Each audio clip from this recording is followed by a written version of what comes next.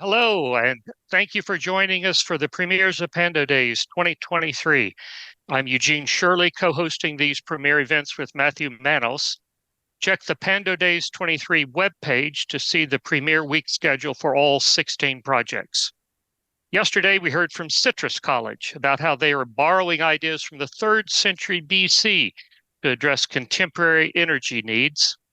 We're hearing from Cal Arts this afternoon, and then tonight from Pierce College and Cal State Northridge. As a reminder, all 16 premiere events are recorded. These recordings, along with project materials, will be posted on a rolling basis on each team's dedicated webpage on the Pando website. Recordings are then judged by a distinguished panel of specialists in the first quarter of the new year. But on April 14, we gather people from across the whole of LA County to honor some of the best of these initiatives and help move as many of them forward as possible. We call it the Pando Sustainability Awards, and it's held at Caltech. So let's get going. Cal Arts. The team has 15 minutes, followed by 15 minutes of Q&A from our panel of experts. The Cal Arts team is led by Professor Shannon Scrofano. The team explores what it calls more circular futures in Los Angeles, with the humble mushroom at its core.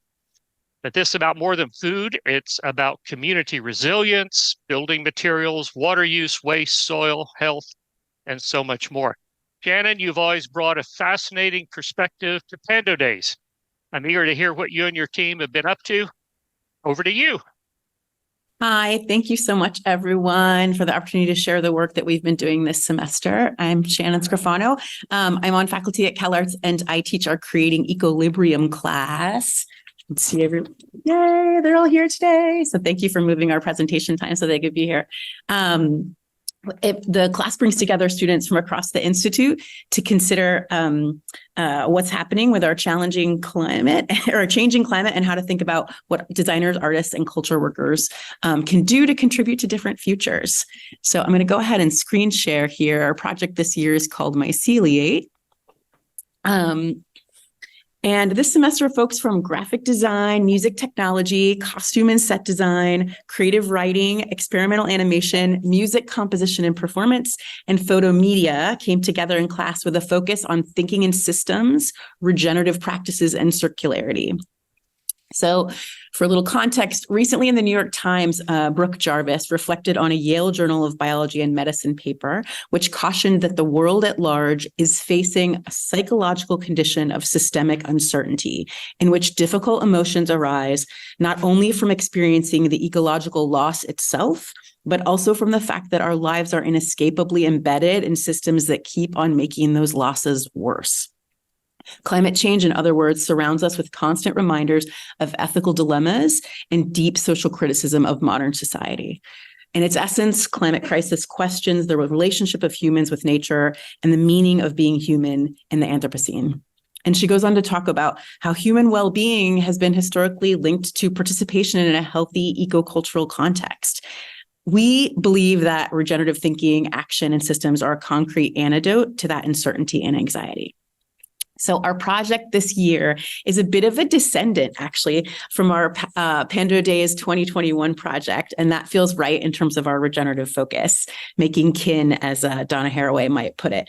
And in our project 2 years ago, one of the things we did was to grow drums out of mycelium with the intention of playing them with community members to reclaim neglected, broken asphalt urban street space, and then bury the mycelial drums to feed the plants when that space was finally converted to a park. This, with other creative inputs at the time, would help nourish the neighborhood and deliver the park justice that the residents deserve. But from those Pando hatched drums, baking in my oven at home in Los Angeles, emerged conversations with an architecture firm, a community bank trust, and a renowned physicist who were working in Namibia on circular systems for housing, food security, job creation, and they were using mycelium to do so. And as we talked, we hatched thought experiments like, what if we could take materials like palm fronds or movie sets that have nowhere to go but the landfill and use them to feed mycelium that will grow us materials for shade structures for public schoolyards? What if the mushrooms generated from those projects then went to food insecurity causes or were sold as a highly nutritious and sustainable hyperlocal food source to circularly fund an expanding waste diversion program. What would that do to the way we individually and collectively think about our finite resources and how we use them? Okay, so fast forward to this semester, and with encouragement from their key team members and genuine interest from our 2023 class group in the possibilities, we began to cultivate the proposition of a bio-based materials lab in Los Angeles with a community investment mission. We wanted to invite Angelenos to examine, imagine, and expand circular and regenerative practices where we live, work, and play. How could care and repair be anticipated and embedded in cycles of making? What if we could turn waste into raw material that embodied both carbon and a mindset shift? What if our buildings fed us? And how do we make a conceptual machine where in goes waste and out comes community benefit, and actualize it with a biocycling lab that can literally do just this?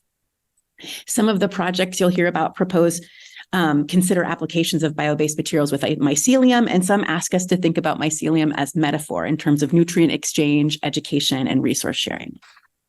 So you'll see in the individual project descriptions that we call hyphae strands, more details into what this group of CalArts artists are sporing, growing, incubating, simulating, and myceliating. Hyphae are the branching filaments in mycelium, and usefully, direction of hyphal growth can be controlled by environmental stimuli, and they can weave through permeable structures. Individual hyphae, when considered collectively, make up the mycelium. We're going to share some documentation today, but also more as these projects continue to progress in laser cut boxes, plastic bins, and organic debris piles, in biomimetic simulations, max MSP patches, and DALI experiments, and out of soil and up trellises with mushroom paper and photosynthetic leaf printing. Hello, my name is Svenja Mangold. I'm here as an exchange student this semester from Germany, and I can see the global relationships in our work. Because of the connective nature of so many climate challenges, our projects touch on the LA County goals as well as the UN SDGs. This semester, we divided up to share research on all of the goals and deepen our understanding of how they relate. We are creating visual maps that name these relationships as related to each project. Hyphae strands sending nutrients and communication to the others.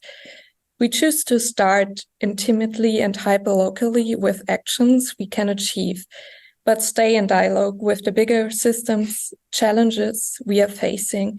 We are working our muscles to creatively zoom out and back, in and out and in, to track actions up through the mindset shift level that systems thinking encourages. We want to find the roots of real change. Hi, I'm Jason, and I'm the class TA. Ultimately, goals 1, 2, 9, and 10 stood out to us.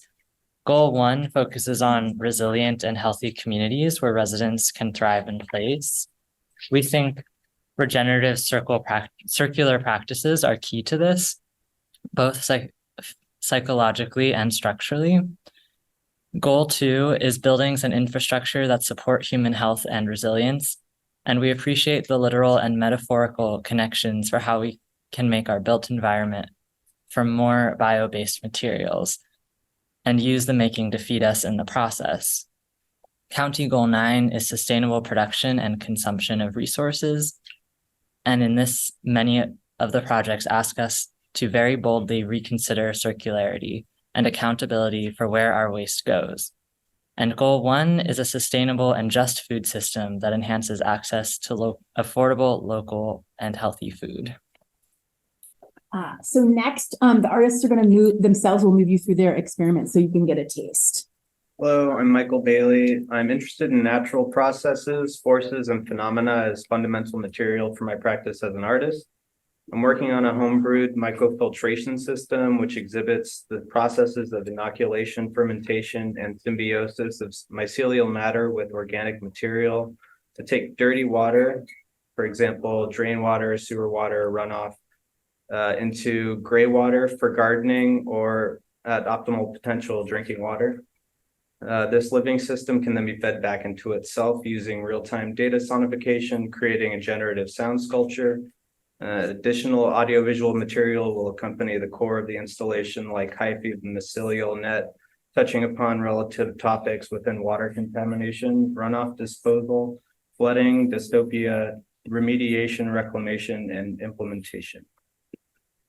Hi, I'm Byung-kyu. I make sound art featuring live ant colonies, which is inspired by striking similarities between ants and humans. For this project, I got inspired by Michael's project, which is building microfiltration experiment thingy.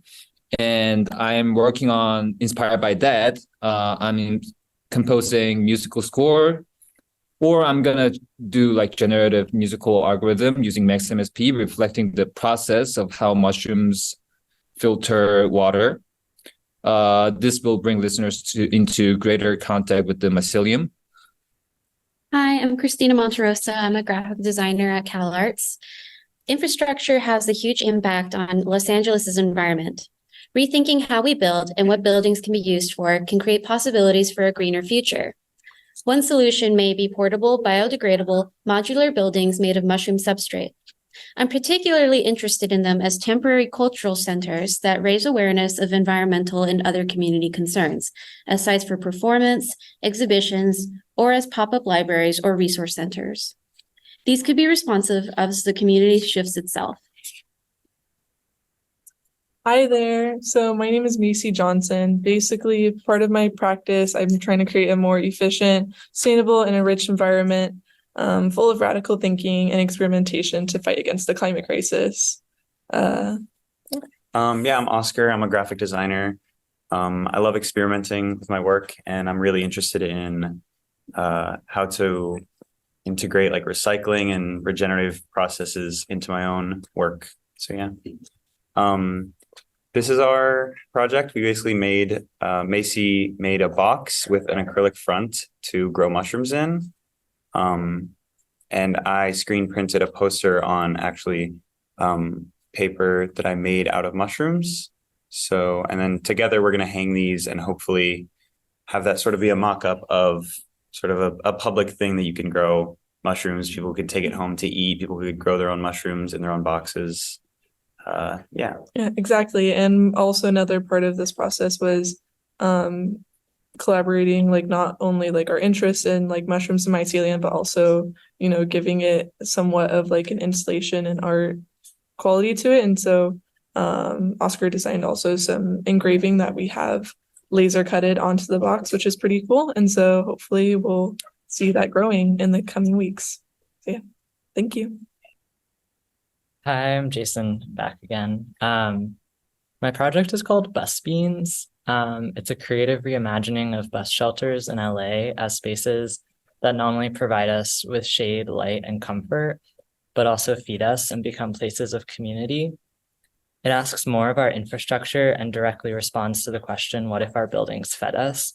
In a city where extreme heat is the #1 climate vulnerability, yet only 26% of bus stops have shelter, creating bean hoop houses as bus shelters with local caretakers would nourish and give back to those who take public transit. Hi, my name is Yuchen Yao, and I'm a graphic designer, and I'm inspired by how microdegradation can provide hope for combating the environmental demanding implementation of plastic. Several species of kingdom fungi have now been identified with the ability to degrade plastic and PAHs, including oyster mushroom, turkey tail, and shiitake. Los Angeles County creates nearly 30 million tons of waste each year, with plastic as the greatest contributor to our wasting by item. Also, my school creates more than 3,000 pieces of plastic utensil waste daily. I want to propose a fungi bioremediator facility, and this facility will leveraging plastic degradation fungi and to naturally break down collected plastic, and I'm also aim to develop mycelium manufacturing initiative as a substitute for conventional plastic disposable utensils. Hi, my name's Alessandro Rovino. My project takes a look at a regenerative biomimetic approach to education. In specific, I'm building out a pilot using a community-based sound art class for students across diverse contexts, asking what if we create a curricula reflective of biological processes? Hi, I'm Jeremy, and my project takes form of a web-based home for a fictional simulated machine-generated town that has eco-friendly systems like innovative food growth and irrigation integrated into the architecture. The project aims to convincingly present it as a real place, incorporating fabricated interviews with residents and developers to enhance its authenticity. I'm hoping to stimulate discussion on real-world sustainable practices, encouraging individuals and communities to adopt an eco-friendly practices. Hi, I'm Louisa Feng. I make photographs and I'm interested in image objects and photographic experiences that explore sustainable resources and practices to explore questions on our relationship to nature and on production and reproduction in the context of the ongoing climate crisis.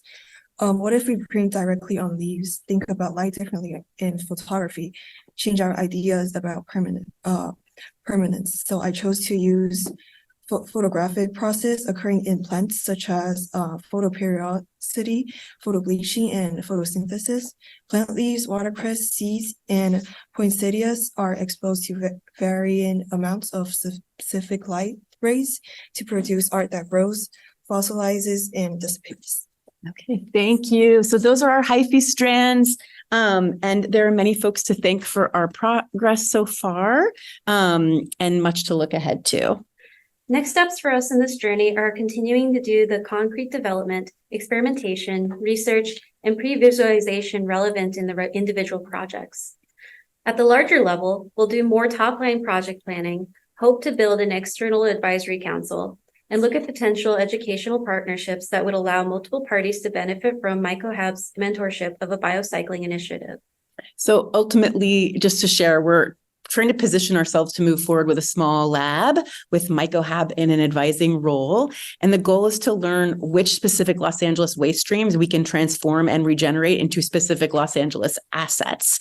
And that with the right backing, this could grow into a scalable biocycling production model, engaging and challenging Angelino minds about how we use our resources. We're also, I know we're at time here, but we want to be conscious not to cover up or perpetuate our current excesses, but to think of these projects as helping to draw down and overcome this peak period and to reconcile our ascendant consumption toward more genuinely sustainable futures with comprehensive planetary impact calculated adequately from all angles, including energy and water use, timelines of renewability, fair labor practices, biodiversity and land impact, and especially equity. So our hope is ultimately to create a different kind of physical, psychosocial, symbiotic, regenerative dialogue between us and our partners from the natural world. Thank you so much for your presence and attention. Great. Thank you so much for the presentation. I love these individual ideas. I mean, from, creating a curriculum reflective of biological processes sounds both challenging, extremely interesting to us, to bus beans. I love that. I think I love them all, but especially I love the idea of nurturing them forward in a lab, and could see a ton of potential there. But let's hear from the experts and see what they think. We'll give them the next 15 minutes in interaction with your class, Shannon. With us today are Mark Spears and Siobhan Burke. Mark is well known to the Pando community as one who helped conceive Pando Days, get it off the ground in a key advisory role. He's former Chief Sustainability Officer of Disney, and today spends his time doing all sorts of good things at the intersection of innovation and sustainability. Siobhan is an architect by training who has her own firm and has had it for about 15 years, lyric design and planning. Her expertise is in the design of public spaces, environmental sustainability, urban greening, and more. Siobhan and Mark, thank you both so much for being with us today. Siobhan, let's start with you. Mushrooms. All right, I love it. I dig it. Wow. I love hearing all of these proposals, and I'm glad this is sort of just like the sort of first phase, and there's going to be more to come.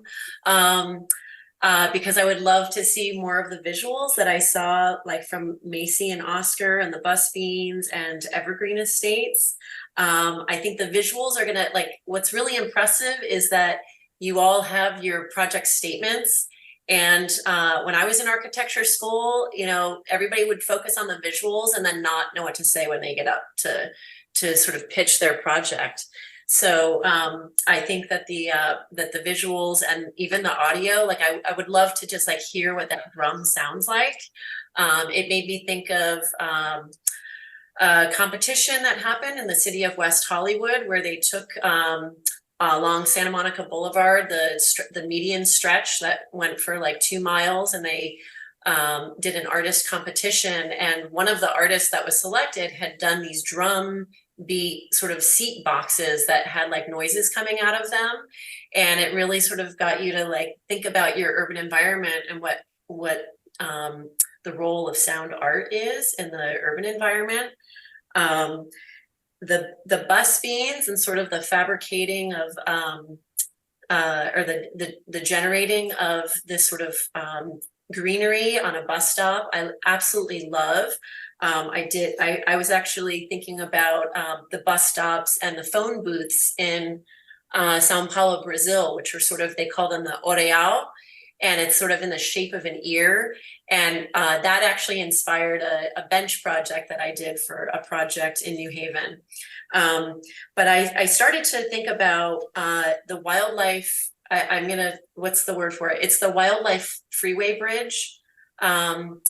If you guys are familiar with wildlife crossing. Yeah, with what's being built. And the landscape designer is actually going out and picking like 1 million seeds to generate into landscape. A good friend of mine, yes. Oh, okay, fantastic. Yeah. So I absolutely love that project. And you know, if it wasn't for P22 being such a radical animal that like crossed the freeway and somehow like became like this beloved sort of icon and celebrity in my neighborhood of Los Feliz, you know, a lot of us wouldn't really understand why it is so important to have things like a wildlife bridge. So I think kind of the integration, the idea of like a mushroom sort of being that sort of like radical, you know, a lot of people think of it as like mind altering. You know, it's also, the mushroom is like prevalent in like pop culture with Mario Brothers. So I think you guys are really onto something with like having this sort of iconic sort of image of the mushroom and like all of the things that you could do with it, from like sound to visuals. It's very versatile. I also add one of the things they're doing along with collecting the seeds is collecting mycelium samples from the local environment, so they know that the trees are doing well. You know, if the tree are doing well and they're worthy to take the seed, they want to take the mycelium as well, because the mycelium from that local spot is effectively delivering nutrients. So that's a really cool thing that is happening in the wildlife corridor too. I love all this. Mark, why don't you get in on the conversation here? All right. And maybe, first of all, Shannon, you never fail to amaze. So congratulations to you and your team. This is an awesome project. 2 things, maybe whether they're observations or questions. One is fantastic individual projects or segments. You know, one thing I think could be really powerful is how do we knit them together in a broader narrative, right? Literally a system or that circular connection. Because one of the things that strikes me is the ability to influence human behavior, you know, through example, through education or whatever, seems to be at the core of what you all are talking about. It would be really interesting to hear more about how we think of changing people's behaviors, because this is pretty radical. And, you know, maybe you have to find the coalition of the willing to start with and literally seed that opportunity. So Has there been some thought on how you sort of pull this together in continuity in terms of storytelling? Yes, I mean, I think that in the course of a semester long class, like I'm really committed to cultivating individual artists' voices in the bigger picture, because they're going to go off as their own hyphy strands and do so many different types of things. I think, but what it gathers around, like one of the things we're actually doing next in our next steps is making these visual maps that that kind of name some of these relationships. So we did some study of Danella Meadows and David Peter Stroh and Chavez, like other folks who are thinking in systems, and how you sort of identify elements and then name the potential relationships between them and look at how this needs this doesn't have this does have this. How do you exchange? So I'm interested in how the maps might reveal some stories that that I haven't made up yet. But I think, the basic notion of like in goes waste, out comes community benefit, I think is really interesting, because how are you defining waste? How are you defining community benefit? So that's of interest to me. And then I think in this simple way of like, if we could begin to biocycle, then we can define biocycling how we want to, potentially, in terms of the artists who want to work on that kind of thing. I mean, on this call right now is Armando Cañas of Red House Architecture, and this is a brick that he and his team made out of mycelium and gave to us as a present. So like in a concrete way, this process can happen if we can get the equipment here. But we love the idea, and he's been such an amazing resource to the students this semester, and constantly to me, because it is like they understand, even as they're working to engineer things like this, how the conceptual idea of waste and benefit and how we sort of navigate this mindset shift is possible. So I don't think that's a clean answer, but I think it's some of the stuff we're grappling with. Fantastic. Shivan, do you? Yeah, Siobhan, I actually had a couple more thoughts too. Is like, especially for anything that gets placed into the urban environment, I always, I mean, at the root of what I do is community engagement, and sort of really sort of going out and identifying what issue are you solving, not just from your own instinctual perspective as an artist, but also, who uses these bus stops? What are their biggest concerns? Sometimes it's like a matter of just like safety and lighting and sort of feeling like you're not, alone, whatever the environment is. So I almost would just not necessarily caution, but just to say, like, think about like specifically what where these bus stops are going to be, and if you're able to sort of engage with the neighbors on that. Definitely. And I just wanted to add, just to give him credit, the artist on that project is like a really big public transit user and advocate. Has sort of met what? Also, the project has lights. Also, the project does have lights, he assured us. But so it's neat that that's come from like personal experience of someone who travels from almost downtown up to Santa Clarita every day, and actually who does a lot of guidance of other folks on how to convert their commute to public transit. I 100% agree with you. It's like making these assumptions, and that the work can come from someone who has direct experience of the situation is so important. Yeah. And then I also just thought, I felt like, gosh, everybody has such amazing ideas, and I wasn't able to digest it all 100%, but the Evergreen Estates thing struck me with the use of AI for generating an eco village. And I would love to sort of understand that better, and how